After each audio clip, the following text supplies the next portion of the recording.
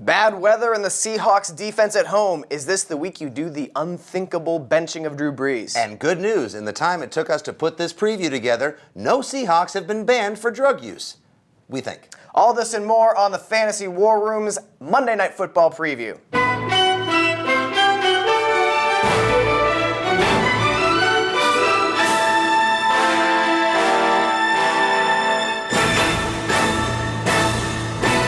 Oh, this is the best game of the week right here. New Orleans at Seattle. And I know that I'm a Seahawks fan, but man, you have to be excited about this game.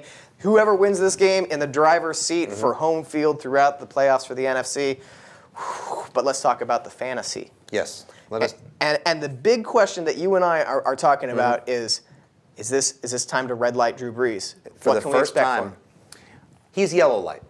See, Drew Brees is a yellow light for me because of, now, there have been some surprising two-touchdown, 16 to 18-point performances from quarterbacks given up against the vaunted Legion of Boom secondary of Seattle in recent week.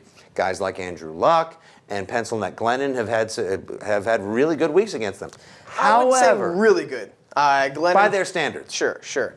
But decent fantasy weeks, excellent by their standards. And surprising because we were almost taught to think the Seahawks don't give up points through the air. That just doesn't happen that way. This defense is impenetrable. They're excellent. But can Drew Brees come in with this offense and be the first 3-touchdown performer?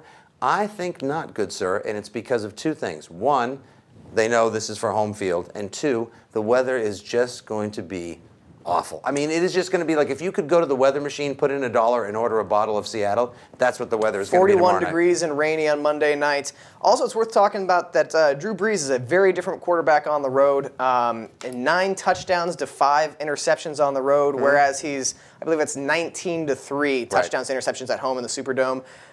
Let's talk about this. The Seahawks give up the second fewest points to fantasy quarterbacks. Correct. 1 300-yard passer all season. That was an overtime game, Matt Schaub. Whereas 7 quarterbacks have thrown for fewer than 200 yards. Only 1 quarterback has notched 20 fantasy points in a game, whereas I think 6 or 7 have thrown have gotten less than 10 fantasy points. Now let me ask you, with Percy Harvin now sadly listed as doubtful, which is just too bad because so many people grabbed him or traded for him and made him a centerpiece of their team as they were making their playoff fantasy push, who do I maybe grab and start? Golden Tate may get downgraded a little bit here. Would you grab Curse, who caught a couple touchdowns before Harvin came into the starting fold? The Seahawks just don't throw the ball enough to merit. And I like Golden Tate ordinarily without Percy Harvin. He's emerged as the team's #1 wideout before Harvin came back, and since they're going to be going without him. But the thing is, Russell Wilson is being an excellent fantasy quarterback, but he's doing that on only like 16 or 18 completions per game, if that. So, and he spreads the ball around in that offense so much that really on offense, you can really only get behind Russell Wilson.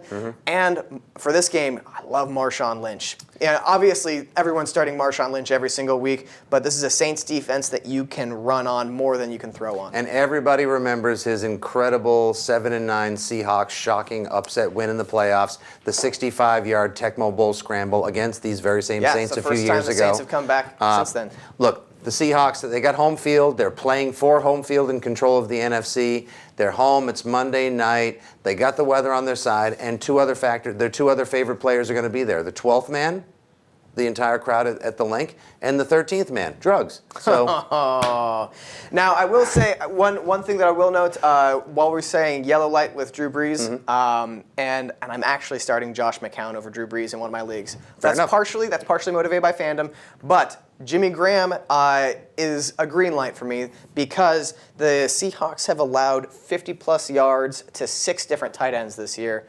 I think that... and none of them were Jimmy Graham. And none of them were Jimmy Graham, precisely.